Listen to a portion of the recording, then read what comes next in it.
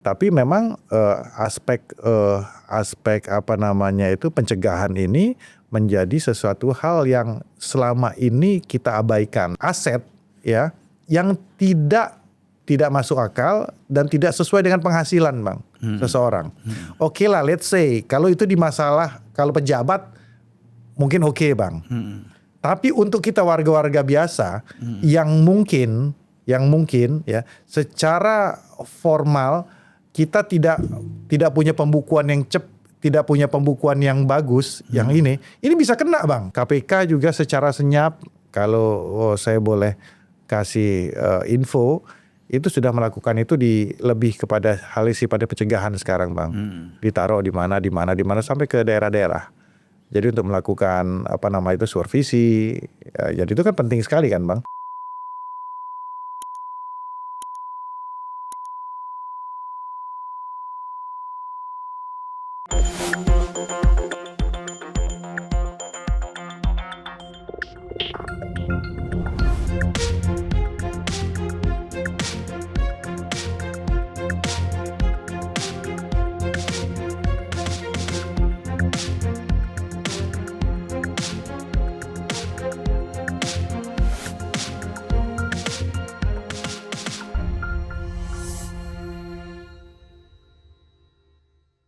Bismillahirrahmanirrahim. Assalamualaikum warahmatullahi wabarakatuh. Waalaikumsalam warahmatullahi wabarakatuh. Salam sejahtera buat kita semua. Salam juga untuk seluruh para penonton Unpacking Indonesia dimanapun berada.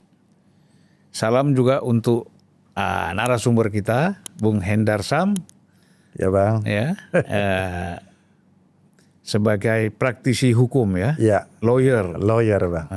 Ya. Jadi materi kita hari ini memang membahas sesuai dengan profesi narasumber. Dengan profesi kita. Dan pengalaman selama ini. Ya, pengalaman selama ini.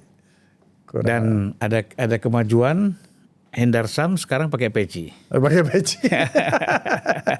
Apakah permanen atau tidak nanti tergantung itu kan selera ya. Selera. Besok pakai topi pet juga boleh. Ya kan, bebas saja, demokratis saja kita, ya kan. Nah, kita ini ingin membicarakan tentang TPPU, yaitu undang-undang tentang tindak pidana pencucian uang di Indonesia ini. Dan revisi undang-undang perampasan aset gitu ya. Ya kan sudah ada undang-undang ini kan direvisi pada tahun 2010. Iya. Yang sebelumnya ada undang-undang 2002 nomor 15 dan juga undang-undang nomor 25 tahun 2003. Ya, betul. Kemudian 2010 direvisi dengan undang-undang nomor 8. Nah, jadi kalau kita lihat memang bahwa sebenarnya kalau kita bicara persoalan pencegahan tindak pidana korupsi itu sebenarnya kan sudah ada aturan hukumnya. Iya. Ya, ada undang-undangnya untuk melakukan pencegahan dengan TPPU. Iya. Dengan demikian kita mengharapkan ada semacam efek jerah lah. Iya. Sehingga orang-orang yang ada dalam birokrasi, dalam pemerintahan, dimanapun institusi negara, itu tidak lagi melakukan korupsi. Ya kan? Nah, tentu bagaimana model pencegahannya itu, apa upaya pencegahannya itu kan memang perlu dibicarakan, dibahas dan didetailkan. Nah, saya mengundang hari ini, kita tidak sebut pakar, paling tidak sangat paham lah. Iya. Tapi kalau disebut pakar banyak yang protes. Kita orang lapangan Bang. Tahu di lapangan bagaimana. Nah, jadi paling tidak banyak tahu tentang persoalan-persoalan TPPU ini atau undang-undang undang-undang menyangkut pencegahan korupsi dan lain-lain. Nah, saya persilakan. Ya. Jadi Bang, memang sebenarnya kan kita masuk ke masalah politik hukumnya dulu, bahwa ada beberapa aspek sebenarnya di contoh di KPK ya. Aspek yang paling divisi yang paling cukup menonjol itu ya ada dua mazhab. Ini masalah penindakan atau masalah pencegahan kan gitu kan. Nah, yang selalu jadi masalah, yang selalu menjadi masalah itu memang Kalau penindakan ini kan lebih seksi dia, karena dia glorifikasinya begitu kuat. OTT dan lain sebagainya itu kan, wah habis itu kalau kerugian negaranya sebesar sekian itu menjadi sesuatu hal yang menarik perhatian masyarakat, ya kan. Bahkan kemudian ya bisa dijadikan semacam gimmick juga kan gitu kan. Wah sudah melakukan penangkapan terhadap orang tertentu, orang besar tertentu. Kemudian juga dengan kerugian tertentu yang besar kan gitu. Tapi memang aspek pencegahan ini menjadi sesuatu hal yang selama ini kita abaikan ya. Tidak diabaikan, tapi kenapa seperti itu? Karena memang parameternya itu tadi Bang. Parameternya kan nggak begitu jelas ya kan. Jadi apakah dengan kerjanya gimana sih ya kan? Kerjanya kan terkesan abstrak. Iya. Terkesan abstrak ya kan. Nah, tapi kan sebenarnya tidak juga. Karena yang terjadi selama ini, kenapa terkesan abstrak? Ya, teman-teman di APH itu lebih kepada hal yang sifatnya sosialisasi, Bang. Tapi bukan mitigasi. Ya sosialisasi, contoh ke sekolah-sekolah nggak boleh gini, nggak boleh nyontek, nggak segala macam, ya abstrak sekali kan gitu kan. Dan itu kan ya kesannya formal ya, sifatnya formal. Tapi tidak hal yang sifatnya mitigasi atau bagaimana supaya menutup praktek-praktek ini supaya tidak bisa dilakukan lagi ke depannya. Dan itulah yang menurut saya harus kita lakukan. Saya mengutip sebenarnya apa yang dikatakan oleh Pak Benny Mamoto, mantan kepala BNN nih kan. Nah, beliau itu saya baca dan itu sangat menarik menurut saya, dan saya cukup sependapat dengan apa yang dikatakan oleh beliau, bahwa saya itu pas jadi memberantas narkotika ini, saya hajar habis itu, tangkap sana tangkap sini, nilainya triliunan ya kan. Nah, nggak habis-habis Bang. Nggak habis-habis, capek juga, ya kan, capek juga melakukan tersebut. Ini kenapa? Ya, kemudian dia rubah mazhabnya menjadi menjadi pencegahan. Ya, saya nggak tahu bagaimana cara dia untuk mencegah itu, dan drop tingkat peredaran narkotika di Indonesia itu menjadi turun drastis, ya. Dengan caranya sendiri itu saya kurang begitu paham. Tapi ini kan menjadi suatu hal yang sebenarnya tolak ukur ya, bahwa kita harus mulai paradigma kita dalam hal penindakan hukum ke depannya ini ya lebih berfokus kepada ke sana. Supaya di satu sisi hal yang sifatnya penangkapan, OTT dan lain sebagainya, ya kan, itu tidak membuat gaduh. Kedua, dimanfaatkan juga oleh tanda kutip oknum-oknum APH juga, ya kan, yang saya sendiri yang bersentuhan langsung. Ya kita tahu bagaimana kadang-kadang ya baru naikkan tingkat penyidikan, kemudian dikatakan ada kerugian sebesar sekian, langsung diekspos ke publik. Jadi ketika diekspos ke publik dengan nilai tertentu, nilai yang bombastis, yang belum tentu juga bisa diuji kebenaran segala macam, ini sudah terkunci di publik, menjadi opini publik. Jadi oleh karena itu, ya kan, hakim juga nggak berani Bang, ujungnya untuk memutus kalau ternyata pada saat di persidangan nggak seperti itu, memutus ringan seperti itu ya kan, karena ternyata angkanya tidak seperti itu. Nah, hal-hal seperti ini ya kan, sebagaimana kita ketahui, kalau kita pengen memberantas sesuatu tindak pidana, ya menyapunya dengan sapu yang bersih dulu kan gitu kan. Ya kita harus jujur bahwa sapunya kadang-kadang oknum kita anggap memang tidak seperti itu. Jadi saya lebih ke situ ya. Dan saya rasa pemerintahan ke depan akan lebih mengedepankan itu, dan sudah dilakukan sebenarnya Bang. Salah satu contoh mungkin yang paling dekat itu ya, ini kan momen haji nih Bang, ya kan. Itu pemerintahan Pak Prabowo itu di Badan Penyelenggaraan Haji merekrut 7 orang mantan karyawan dan penyidik KPK yang pada saat itu pecat di zaman Pak Firly karena tidak lolos tes wawasan kebangsaan. Itu sempat rame kan, jadi kontroversial tentang masalah itu. Ya, dan sebagian besar kan kita juga dengan teman-teman pegiat anti korupsi memang selama ini tektokan terus, sudah sama tahu. Nah, mereka ini adalah orang-orang yang berintegritas ya, dan memang tanda kutip membahayakan bagi orang-orang tertentu ya yang terkena itu, karena nggak bisa diatur ini, sama komisioner juga nggak bisa diatur ini orang. Kalau dia udah dapat ininya, dia hajar aja sama dia. Nah, hal-hal gini itu sebenarnya bentuk pencegahannya di situ, karena mereka mempunyai standar-standar bagaimana menutup lubang-lubang ini. Ya, karena itu juga yang Pak Prabowo sering sampaikan, kebocoran itu kan ya tentunya terkait dengan masalah korupsi itu sendiri, dan menutup kebocoran itu ya dengan caranya melakukan pencegahan.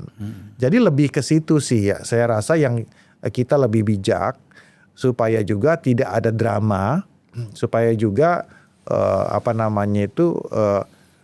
ternyata efek jerah itu enggak juga. Kita bisa cek ke belakang ya, berapa banyak mantan narapidana yang dihukum berat ya kan, di narkoba ya kan, hukuman mati sampai kan gitu kan, masih aja narkobanya ada. Apakah dapat efek jerah? Koruptor juga hukuman sampai 20 tahun sekarang tetap aja ya kan. Jadi memang harus ada hal-hal yang sifatnya fundamental. Jadi kalau ruang gerak itu dibatasi, ruang gerak untuk melakukan suatu tindak pidana itu dibatasi dan diawasi secara ketat, ya maka oleh karena itu praktek-praktek itu akan turun dengan sendirinya. Memang tidak seksi secara ini, tapi itu efektif menurut saya, seperti itu Bang. Iya, jadi sebenarnya dengan undang-undang tanpa kita mempunyai undang-undang perampasan aset. Iya. Melalui TPPU ini kan sudah bisa dilakukan pencegahan kan? Sudah Bang, sudah. Ya, bahkan tindakan bisa dilakukan kan, iya, gitu. Dan itu kan makanya ada penyitaan di kejaksaan, ada penyitaan di KPK. Iya. Itu kan membuktikan bahwa sebenarnya dengan undang-undang TPPU ini yang sudah diperbarui 2010 ini, itu sebenarnya bisa dilakukan. Sudah bisa dilakukan. Ya? Nah, jadi kan persoalannya kembali lagi, masalah korupsi di Indonesia ini kan bukan persoalan kesempatan. Tapi kan ini memang persoalan budaya dan mental. Ya, betul Bang. Gitu loh. Nah. Jadi kalau kesempatan, ya kalau ada orang mungkin ngambil. Nggak ada ya udah. Iya, tetapi kalau budaya dan mental ini mencari kan. Dia mencari ruangnya sendiri. Dan itu lagi Bang, saya tanggapi. Kalau umpama gini ya, kita pakai udah ada undang-undang TPPU. Jadi apakah ini nanti dia akan tabrakan atau tidak ya dengan dengan undang-undang revisi undang-undang perampasan aset ya, dengan draft RU perampasan aset. Ya kan memang ada halnya tidak bertabrakan, tapi dia anggap itu menyempurnakan lah kan dari situ. Nah, cuman yang jadi masalah itu yang saya lihat masyarakat kita udah baca atau belum undang-undangnya gitu loh. Ya kan, RUU perampasan disahkan dong, RUU perampasan disahkan kok. Tapi saya disclaimer, saya mendukung penuh. Pak Prabowo juga mendukung penuh segala macam bentuk instrumen hukum ya, apabila itu memang efektif. Tapi saya selaku orang yang berpraktisi udah kurang lebih hampir 25 tahun, ini malah bisa ada abuse of power nantinya. Karena gini Bang, di RU-nya ya, di draft RU perampasan aset itu, ya kan di pasal 5 itu dia menyatakan ini bukan masalah korupsi aja Bang. Jadi seluruh tindak pidana. Seluruh tindak pidana itu bisa dilakukan perampasan aset. Nah, salah satu clue-nya itu ada salah satu pasal itu menyatakan bahwa apabila contoh nih ya, apabila ada aset ya yang tidak tidak masuk akal dan tidak sesuai dengan penghasilan Bang seseorang. Oke lah, let's say kalau itu di masalah, kalau pejabat mungkin oke, Bang. Tapi untuk kita warga-warga biasa yang mungkin ya secara formal kita tidak punya pembukuan yang tidak punya pembukuan yang bagus, yang ini bisa kena, Bang. Loh, kamu dapatkannya dari mana? Saya dulu bisnis ini, ya kan? Nggak ada nota tanda terimanya, bisa disita, Bang. Nah, ini yang mengerikan menurut saya. Ini yang mengerikan, ya yang harus kita lihatnya secara jernih. Tapi saya disclaimer sekali lagi bahwa saya dukung, ya kan? Apabila ini memang memang urgensi dan diperlukan, ya kita dukung. Tapi memang harus ada beberapa perbaikan di RUU tersebut supaya jangan sampai ini menjadi backfire bagi masyarakat itu sendiri. Karena ini bukan kan seolah-olah ya yang opini di publik yang terekam di publik itu bahwa RUU perampasan aset ini khusus untuk koruptor korupsi aja, Bang. Benar kan seperti itu, Bang, ya? Tidak, ini semua untuk semua dugaan tindak pidana. Itu masalahnya, Bang. Iya. Jadi masalah keperdataan meluas, Bang. Nah, di TPPU itu ada 25 tindak pidana yang bisa dilakukan itu. Dan perbedaannya kalau di TPPU dibuktikan dulu tindak pidana asalnya. Jadi orang itu bersalah baru tuh asetnya bisa disita. Kan gitu, kurang lebih seperti itu. Kalau dianggap itu memang ada uang yang tidak benar. Sumber yang tidak benar. Jadi didapatkan dari hasil tindak pidana tersebut. Nah, kemudian bisa di breakdown, contohnya dia belikan apa, dikasih ke siapa, ya kan? Makanya banyak tuh artis-artis dipanggil segala macam, uangnya suruh dibalikin kan gitu kan? Kan itu kan sebenarnya sama aja kan gitu kan? Tapi ini melampaui itu gitu loh. Jadi karena kan kita harus melihat 25 tindak pidana yang ada di Undang-Undang TPPU itu adalah kita anggap tindak pidana yang memang extraordinary, Bang. Ada narkoba, ada perjudian di situ, ada korupsi di situ. Memang yang bombastis dan ngeri-ngeri ini, Bang. Tapi kalau ini enggak, Bang.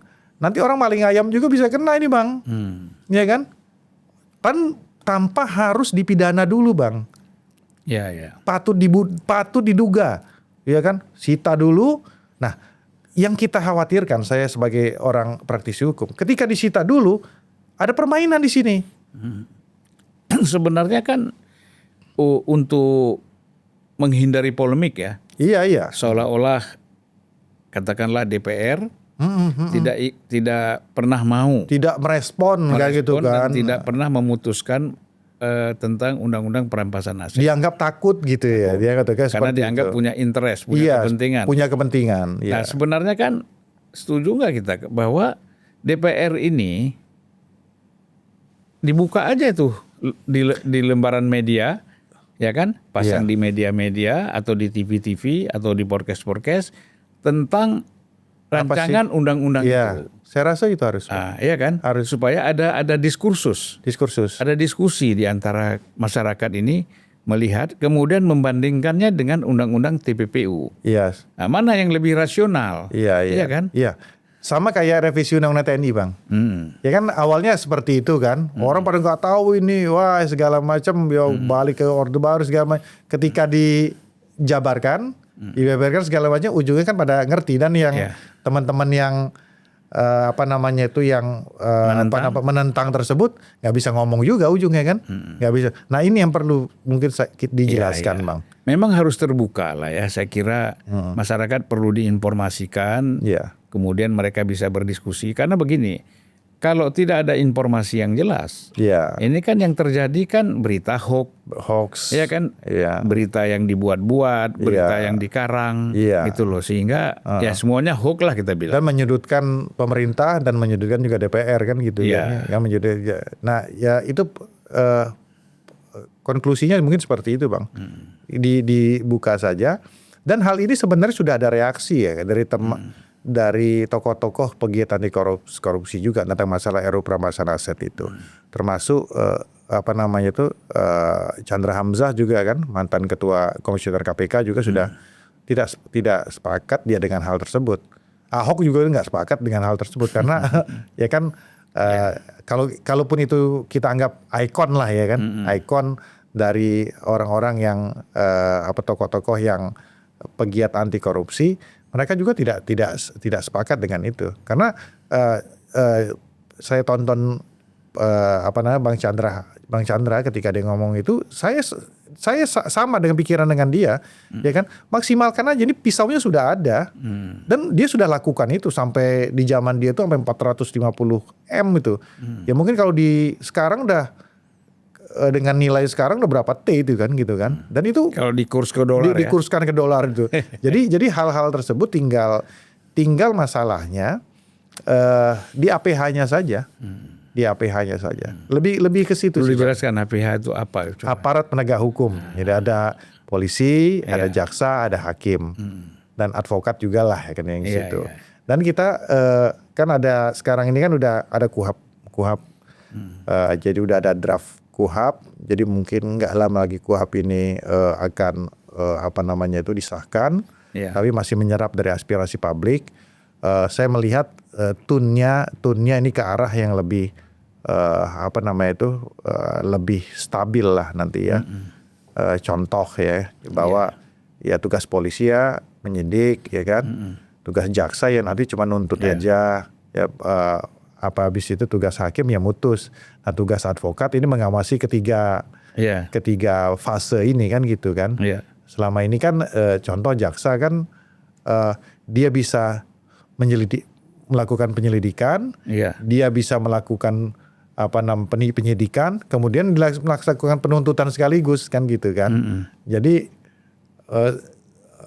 powernya kuat sekali, dia bisa secara praktek, saya mengalami sendiri, dia bisa dikte polisi, dia bisa dikte hakim juga. Karena kalau dia contoh hakim hakim itu kalau dia mutus kurang dari 2/3 dari tuntutan jaksa, jaksa pasti harus banding gitu loh. Dan dia takut juga nanti putusannya malah dia kalah. Oleh karena itu dia terdikte dengan, kalau dia jaksanya tuntutnya tinggi, tuntut 15 tahun. Wah, saya harus putus 2/3 dari sana paling tidak setidaknya. Belum lagi kalau nanti di blow up di media. Jadi sudah terdikte dengan hal-hal kayak gitu. Jadi ini ya mungkin yang ditangkap oleh teman-teman di Komisi 3 DPR ya, untuk supaya pencegahan inilah ya, supaya lebih tertib ke depan. Kita kan ingat dulu ada, saya lupa tahun 70-an itu kan ada GAK, Gerakan Anti Korupsi. Iya, betul. Dan di situ banyak tokoh-tokoh masyarakat yang berhimpun ya, yang concern untuk melawan korupsi. Nah, tapi kan sekarang kita kehilangan tokoh. Ya kan, kehilangan tokoh yang memang mereka membangun community, ya kan, opini, community dengan punya idealisme, lalu mereka membuat satu komunitas ini sebagai komunitas anti korupsi, yang terus menyuarakan ini gitu loh. Nah, padahal itu kan kalau kita bicara pada masa Orde Baru. Nah, pada masa sekarang sebenarnya harus lebih banyak lagi ya tokoh-tokoh yang memang mereka menyuarakan soal korupsi dengan satu gerakan yang dengan solidaritas, dengan komunitas, dengan itu kan bisa dilakukan. Tentu di sini tidak sembarangan ya, tidak sembarangan mensu ataupun melakukan langkah-langkah yang tidak tepat, misalnya tidak produktif lah, tidak produktif atau yang bertentangan dengan hukum dan tidak terafiliasi secara politik lah kan gitu kan. Gitu. Itu penting sih. Sebenarnya teman-teman kita di KPK itu kan ya mantan penyidik itu kan sebenarnya mereka punya ini ya, pegiat anti korupsi itu sudah punya kayak semacam perkumpulannya lah ya, mereka untuk lakukan itu, dan itu diakomodir oleh Pak Prabowo sebenarnya, diakomodir lah. Dengan 7 orang dimasukkan, kan kemungkinan besar yang sisanya kan itu yang berapa ya, 42 atau 72 saya lupa, itu kan dikaryakan kembali ke kepolisian kan. Nanti juga kita akan riset lah siapa yang selama ini komit dan konsisten di dalam aspek melawan korupsi. Saya kira itu banyak. Tetapi persoalan kan yang mereka terpencar-pencar jalan masing-masing sehingga tidak merupakan satu kekuatan. Iya. Ya. Kan gitu. Iya, betul. Tujuannya untuk apa kan? Tujuannya kan kita untuk bersanding dengan pemerintah yang bersih. Iya, itu betul. Clean government, Iya. ya kan, dan good governance. Good kan? governance. Nah, ini kan perlu nih. Nah, mungkin ya kita harapkan Pak Prabowo pasti terbuka lah. Pasti terbuka, Bang. Untuk, Pasti terbuka. untuk menerima Iya. kawan-kawan yang memang mereka komit ya. Dan sudah dilakukan lah, sudah dilakukan Ya. selama ini. Ya karena beliau kan nggak punya, kan gini Bang, kalau saya lihat kan beliau Pak Prabowo ini kan hidup di berbagai rezim dan era. Iya. Dan tahu praktek-praktek ini kan gitu kan. Iya. Dan pemain-pemainnya siapa, cara mainnya gimana kan Iya, gitu kan. iya, iya. Dan tahu bagaimana untuk melakukan pemberantasan terhadap hal tersebut. Iya, iya. Nah hal-hal ini kan yang sebenarnya yang lagi dilakukan oleh beliau. Ya dibilang senyap enggak juga kan gitu kan. Pemberantasan penegakan itu tetap dilakukan oleh teman-teman kita di Kejagung kan gitu kan. KPK juga secara senyap, kalau saya boleh kasih info, itu sudah melakukan itu lebih kepada hal sifatnya pencegahan sekarang Bang. Ditaruh di mana sampai ke daerah-daerah. Jadi untuk melakukan supervisi, jadi itu kan penting sekali kan Bang untuk lakukan itu. Dan sepengetahuan saya mendapat informasi juga pada masa lalu, KPK itu ketika ada orang yang melakukan kecurigaan terhadap orang-orang yang akan melakukan korupsi, dia juga infokan dulu, jangan lakukan. Iya. Jangan lakukan. Kadang-kadang sampai dua kali dia masih betul.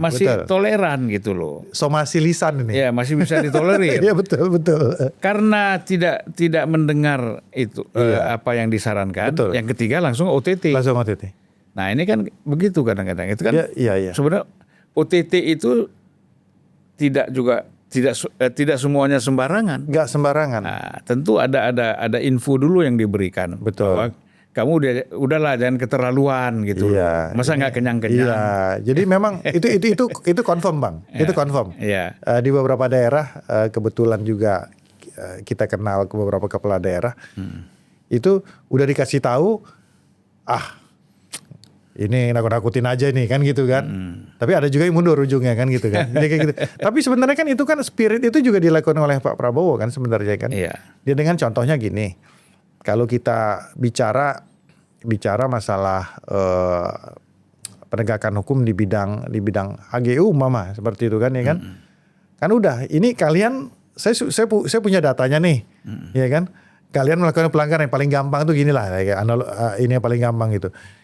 Izin kamu itu HGU-nya 10.000, kamu tanamnya 20.000, kan gitu kan? Nah artinya ada pelanggaran 10.000. Selama 10.000 ini kamu dapat manfaat dari sini, dendanya segera bayar, ya kan? Negara butuh. Iya. Kalau kamu nggak mau bayar, saya sikat atau saya sita. Nah kalau dia itu masuk kawasan hutan, itu ditarik oleh negara dan dikelola oleh negara. Itu udah jalan ya? Udah jalan. Mengenai CPU itu. Siapa?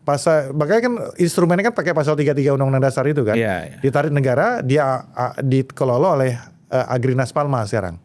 Nah dikelola oleh Agrinas Palma. Jadi kan selama ini kan Bang, semua aset-aset yang disita oleh penegak hukum ya kan, APH ini kan mau bentuknya kebun, tambang, gedung segala macam mangkrak setelah itu Bang. Kan ini kan nggak produktif ujungnya. Kan ini kan menurut saya itu hal yang sangat brilian. Ya sayang banget kalau penegakan hukum itu kan ujung-ujungnya kan harus kembali bermanfaat untuk masyarakat, ya kan, untuk negara. Nah kalau ujungnya stuck, ini nggak bisa diapa-apain selama proses penyidikan sampai putusan segala macam, kebunnya udah jadi apa? Yeah. Langsung di take over oleh negara dan dikelola oleh negara, oleh Agrinas. Sekarang Agrinas Palma kan, ada Agrinas Jayadri itu di bidang perikanan. Nah ini langsung dikelola dikelola oleh negara, itu kan sangat produktif sekali. Dan gedungnya Pak Surya Paloh di Jalan Tamrin ya, ya, walaupun bukan hasil korupsi, tapi kan mangkrak. Itu juga bisa diambil oleh negara. Artinya dibantu untuk meneruskan ya. Dibantu untuk meneruskan. Nah, uang yang dia udah keluarkan diganti. Tinggal gimana caranya. Jadi memang gini Bang, kita ini ya kan, mazhab kita ini selalu mau di undang-undang dan proses ini apa nama itu menjalankan undang-undang itu selalu pendekatannya ada pendekatan formal, ya kan, bukan pendekatan material. Nah itu satu. Kedua juga sifatnya itu undang-undang kita itu idealis tapi nggak realistis gitu loh Bang. Wah semuanya harus idealis, ini harus disita segala macam. Pendekatan formalnya selama dia disita ini nggak boleh diapa-apain, kan gitu kan? Jadi lebih cenderung kadang-kadang langkah-langkahnya itu masih banyak pencitraan ya? Ya lebih banyak pencitraan dan nggak produktif. Ya. Sedangkan kalau itu disita dan kemudian dikelola oleh negara, produktif, realistis kan? Idealisnya dapat, penegakan hukumnya dapat, realistisnya dapat. Negara mendapatkan income dari situ, kemudian itu bisa dideliver kepada rakyat, kan gitu Bang. Nah itu yang dilakukan. Sifatnya kan industri-industri massal seperti pertanian, pangan dan lain-lain. Kalau itu disita kan bisa memperkerjakan banyak orang. Iya, betul. Di samping memberi makan, juga bisa memperkerjakan banyak orang. Betul. Itu saya setuju itu produktif. Iya, jadi memang idealis dan realistis itu harus berjalan beriringan. Yang selama ini kita harus selalu idealis tapi tidak realistis. Nah itu selalu pendekatan formal tapi itu tidak pendekatan material. Nah dua hal ini sebenarnya yang menjadi concern saya pribadi yang saya sudah sampaikan juga di beberapa tulisan-tulisan saya sih sebenarnya. Harapan dan kenyataan kan gitu. Harapan dan kenyataan bahasa gampangnya gitu ya. Jadi kan kalau kenyataan kan susah kita mengangkatnya. Ya sudah, tinggal harapannya diturunkan. Supaya mendekati kenyataan. Kenyataan, setidak-tidaknya gitu. Cocok itu Bang, cocok. Gitu ya? Iya. Dan itu sudah dilakukan Bang. Jadi bukan sekedar omon-omon katanya, udah dilakukan. Jadi udah berapa ratus ribu hektar itu dikelola oleh Agrinas. Jadi memang ada kritik lah karena ada bahwa ini kan masuk kawasan hutan segala macam. Ya udah itu kita kesampingkan dulu lah. Ya karena kita kesampingkan dulu. Yang penting balik lagi bahwa ke pasal 33 Undang-Undang Dasar tadi ini dikelola dulu oleh negara. Ya nanti bagaimana negara nanti mengaturnya, ya nanti kita cari regulasinya. Nah itu kan lebih realistis lah. Pendekatannya material kan Bang, nggak formal kan? Gitu loh maksud saya. Iya, artinya efektif, efisien, dan kemudian produktif. Ya, bisa berkembang sehingga banyak yang bisa bermanfaat untuk masyarakat. Ya. Kalau enggak, kapan kita bisa ngumpulin duit banyak nih Bang, negara kita Bang, ya kan? Bener kan Bang? Nanti kalau Pak Presiden ngomong gini, kita harus begini-begini. Tapi ada begini, ada terus segala macam. Aduh, udah males. Pak Prabowo paling males yang gitu-gitu ya kan? Dia lebih ke tujuan pokoknya apa? Ya, sepanjang tidak melanggar aturan dan itu masih bisa dilakukan. Taktis lah agak ya. Selama orang itu nakal. Ya. Itu masih bisa dibina. Yang nggak bisa dibina lagi kan orang jahat. Ya kan? Kalau sekedar nakal kan bisa dipanggil. Masih bisa dipanggil. Jangan ulangi lagi. Kalau orang nakal, orang jahat susah. Susah. Ini otaknya udah rusak dia. Udah rusak dia. Kalau nakal ini kadang-kadang pergaulan dan ekosistem. Iya. Faktor eksternal ya. Faktor eksternal gitu loh. Ya apa istilahnya? Ya lingkungan. Ya kadang-kadang kan orang itu orang nakal ya, bukan orang jahat. Orang nakal itu ya, asalnya mungkin orang baik Bang. Iya. Cuman karena ya harus awalnya iseng, keenakan keterusan ya. Sama aja kayak lawyer Bang. Ya kan? Pengennya bagus tapi ini waduh lawan main, kita kalau nggak main gimana kan, teman-teman banyak ngomong kayak gitu kan ya. Kalau saya kan nggak berani lah gitu ya. Cuman ya udah kan gitu. Jadi gitu dia Bang. Ya oke. Saya kira kita udah bincang-bincang ya. Kita nggak usah panjang-panjang. Yang penting kan intisarinya dapat. Ya, substansinya sudah sampai. Ya, artinya tinggal para penonton, kawan-kawan itu tinggal mencerna dan memahami aja. Mencerna dan memahami apa yang kita diskusikan. Iya. Ya Bung ya. Oke, terima kasih ya. Terima kasih Bang Julman. Singkat, padat, mantap. Mantap. Oke, makasih Bang. Assalamualaikum. Terima kasih ya kesempatan.